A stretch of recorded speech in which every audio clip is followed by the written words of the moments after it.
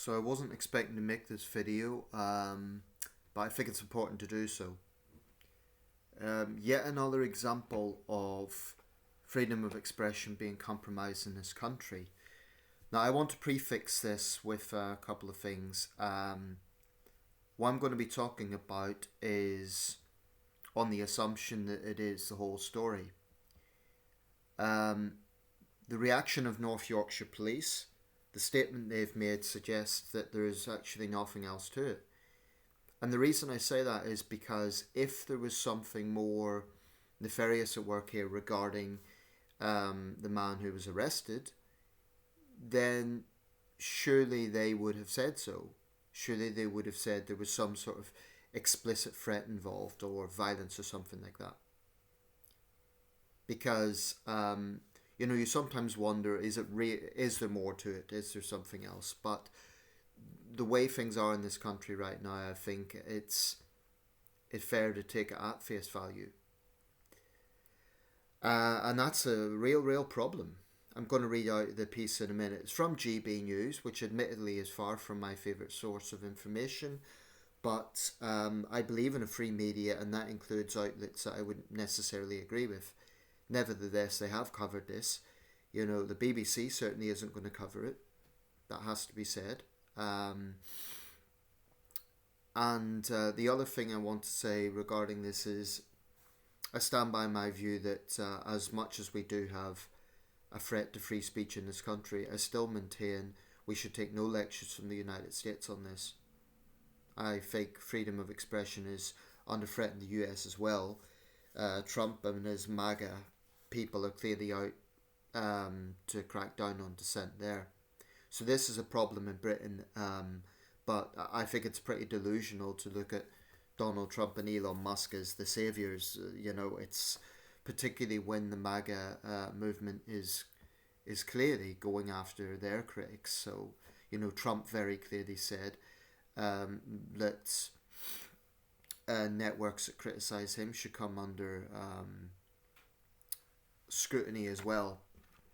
So I just don't think that they should be the go-to for this. But without further ado, I'm going to read this out. Like I said, it's from GB News, and the report's by James Saunders.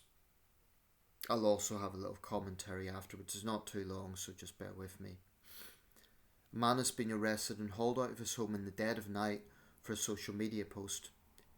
Pete North, 47, was arrested on suspicion of a public order offence on Thursday night for sharing an image which included the words "fuck Hamas." I'm just going to say this literally so there's no euphemisms.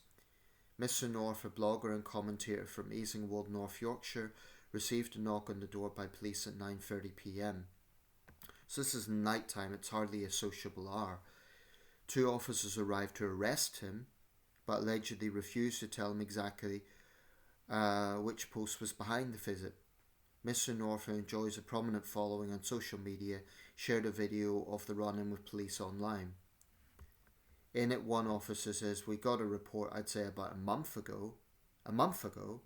In essence, you posted something on the internet that they didn't appreciate. Who? Basically, our hate crime team have reviewed, and there are offences we need to explore. Unfortunately, the time is 9:31 p.m. You're under arrest for what's referred to as Section 19 of the Public Order Act. Section 19 covers the publication or distribution of written material which is threatening, abusive or insulting and stirs up racial hatred. Mr. North had shared an image of a Palestinian flag overlaid with the text." I'm just going to be blunt here because it has to be said what was actually said in the meme. "Fuck Palestine, fuck Hamas, fuck Islam, want to protest, fuck off to Muslim country and protest." That's what was said in the meme, not my words.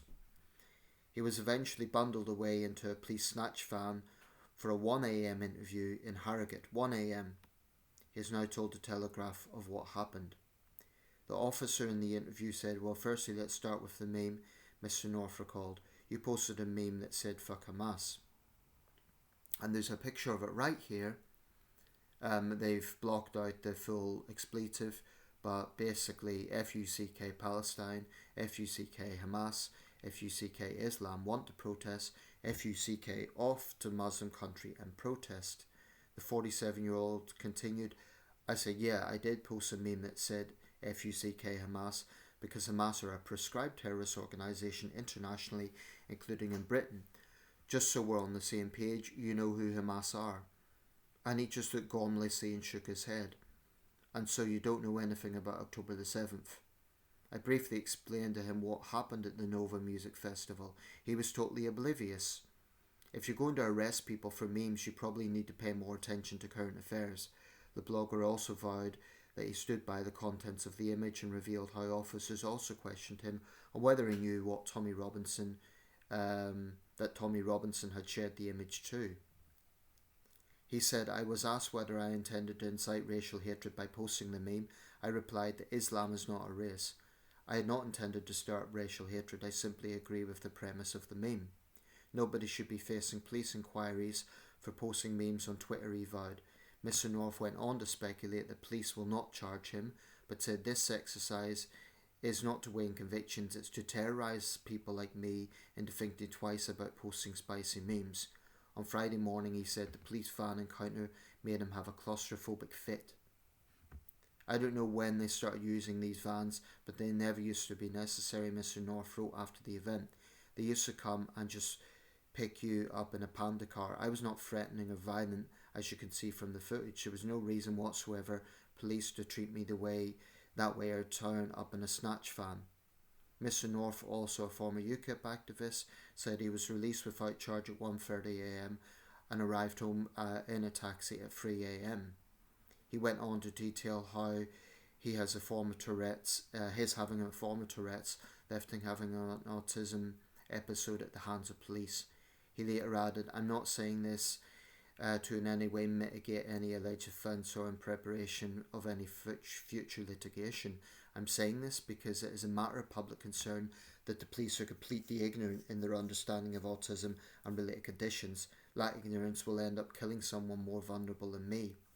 A spokesman for North Yorkshire Police said, following a receipt of a report, a man was arrested yesterday on suspicion of publishing or distributing written material intended to start racial hatred. He has been released on bail while inquiries continue. And that bit about autism, I remember a couple of years ago, West Yorkshire Police went in the home of a girl that they had brought back, ostensibly for her own safety, a teenage girl, but then they proceeded to arrest her because she claimed one of the officers looked like her nana. It was really on the surface, a very trivial thing. The officer involved in this case looks like he's about 12 years old. This is deeply disturbing because if you look at that meme, it's provocative, but there's nothing that can reasonably be called threatening. Now, I probably wouldn't agree with some of this guy's politics. You know, I think what Israel's doing in Gaza is abysmal, but that's really beside the point.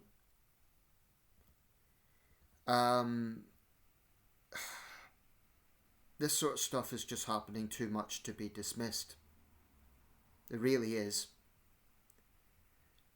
And the evasive excuse that North Yorkshire Police give that, you know, they arrested this man pending future inquiries, etc., etc. I mean, what would have been necessary here in order to de-escalate this is to just have a basic look at what he wrote and say, okay, has a crime been committed or not? Why the hell do they drag their feet on it? That's the bit I don't get. You know, he's been released on bail while further inquiries continue. What other further inquiries are necessary? It's actually disgusting how the police are abusing their power. And I don't really buy this argument that they're just following protocol. It's quite clear that the police are taking the easy option. They're taking the easy option by choosing to pursue these cases. I mean, arresting him and carrying him away in a van in the middle of the night, it's like Stasi Germany, East Germany. I mean, honestly, I'm disgusted by the way the police are behaving. And I don't accept this argument that their hands are tied, they just have to follow protocol. They're making an operational choice to follow up on this sort of stuff. They're making an operational choice to arrest people. And if it was one case, you could say it was just bad judgment. But this is happening enough now to say that it's an ideological decision by police chiefs. It's an operational, ideological decision. And they need to explain to the public what the hell they're playing at. Because, if you look at the web, if you look at the social media output from police forces, I mean, if you look at North Yorkshire Police, what they'll put there is cases whereby they're apprehending serious criminals. For example, there was one guy who was jailed for a violent assault in York City Centre. Fine. That's the sort of criminality you want the police to be involved in. But they're whitewashing what they're doing on the sidelines. They're whitewashing this sort of thing.